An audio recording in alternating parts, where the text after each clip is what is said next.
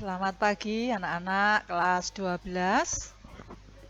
Bagaimana kabarnya hari ini? Sehat-sehat semuanya?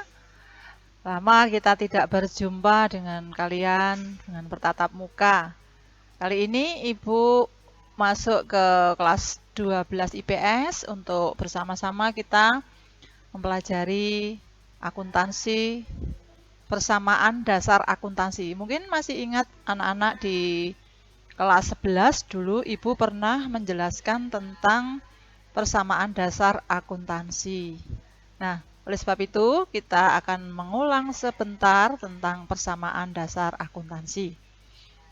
Namanya persamaan berarti ada yang harus sama antara apa anak-anak kalau di akuntansi itu ada sisi kiri dan sisi kanan. Nah, sisi kiri dan sisi kanan di dalam akuntansi itu apa artinya?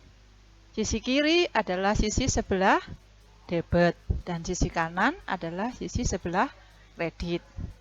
Nah, lebih lanjut kita akan melihat di dalam perusahaan apa yang diperlukan perusahaan itu untuk melakukan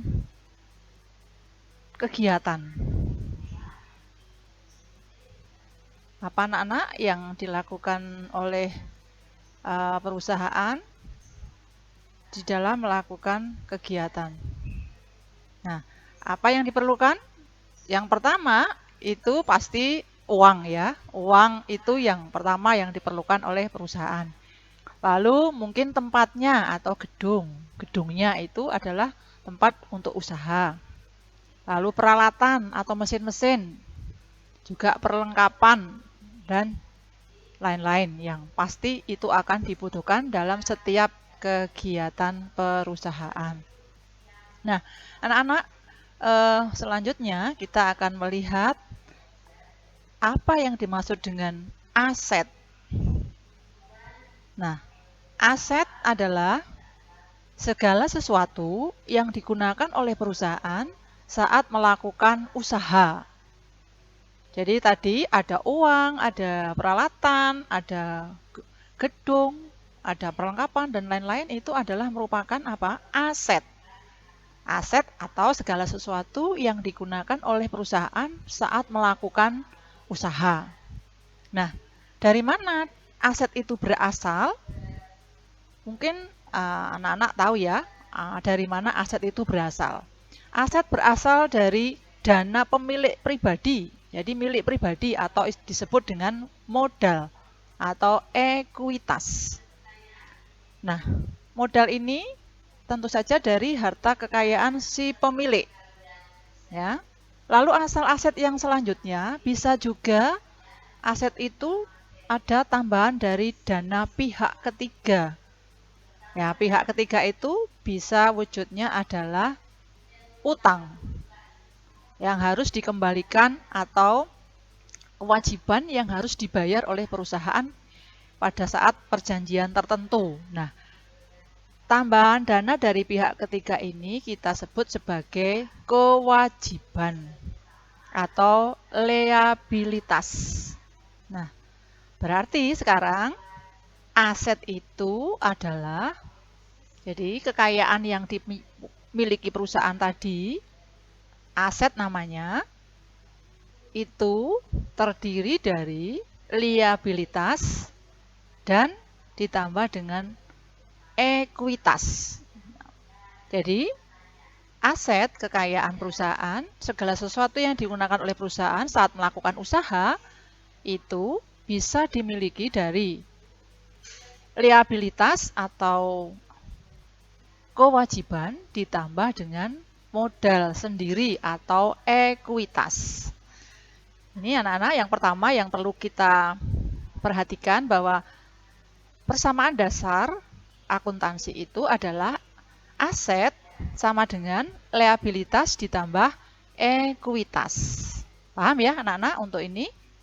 Jadi yang paling dasar di sini adalah aset itu atau segala sesuatu yang digunakan oleh perusahaan saat melakukan usaha adalah terdiri dari kewajiban atau utang atau liabilitas dan ekuitas. Oke, anak-anak kita akan melanjutkan lagi.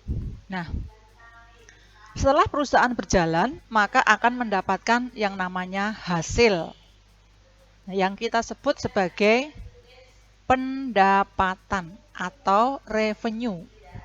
Ya, pendapatan yang dimiliki perusahaan itu dari hasil operasional atau dari hasil usaha yang dikelola. Nah, revenue ini itu akan menambah nilai aset. Nah, sumber tambahan dari pendapatan yang tidak dikembalikan kepada pihak lain pada periode berikutnya masuk sebagai ekuitas. Sehingga rumusnya menjadi berubah.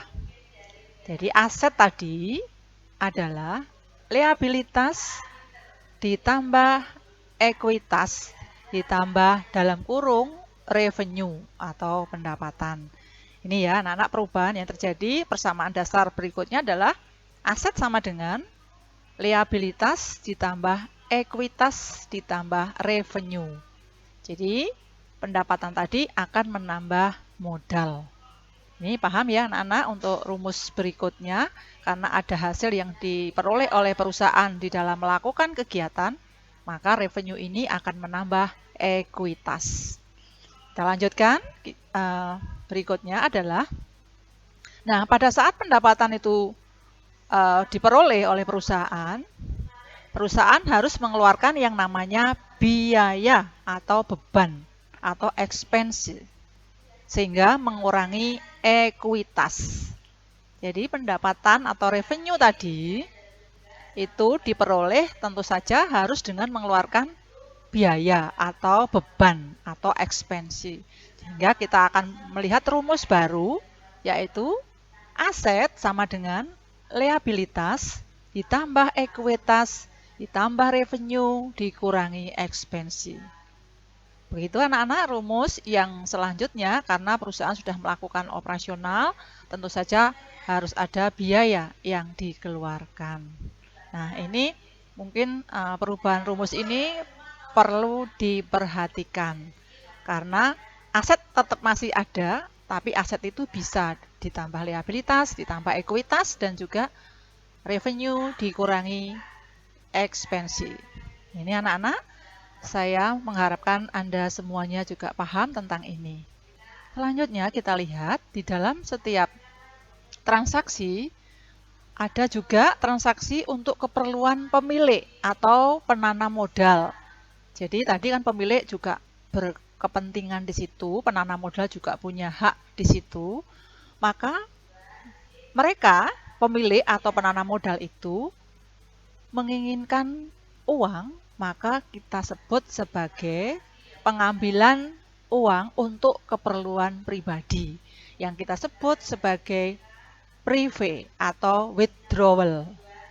Jadi sehingga kita akan melihat rumus aset itu atau kekayaan yang dimiliki perusahaan itu adalah liabilitas ditambah ekuitas ditambah revenue dikurangi expense dan dikurangi withdrawal. Nah ini anak-anak, jadi perkembangan persamaan dasar akuntansi dari mulai awal tadi ada beberapa tambahan-tambahan di sisi sebelah kanan atau di sisi sebelah kredit. Nah ini anak-anak yang perlu Anda perhatikan, karena memang aset yang terjadi di dalam perusahaan itu tentu saja dipengaruhi oleh banyak faktor, dari kewajiban atau utang, ekuitas atau tambahan modal, itu bisa dipengaruhi oleh pendapatan dan juga oleh biaya dan pengambilan uang untuk keperluan pribadi. Nah, anak-anak, demikian rumus persamaan dasar akuntansi. Semoga bisa memperjelas pengertian dan pemahaman kalian di dalam mempelajari tentang persamaan dasar akuntansi. Nah, untuk latihan soalnya nanti akan saya sampaikan melalui modul. Demikian, terima kasih. Salam Tuhan memberkati.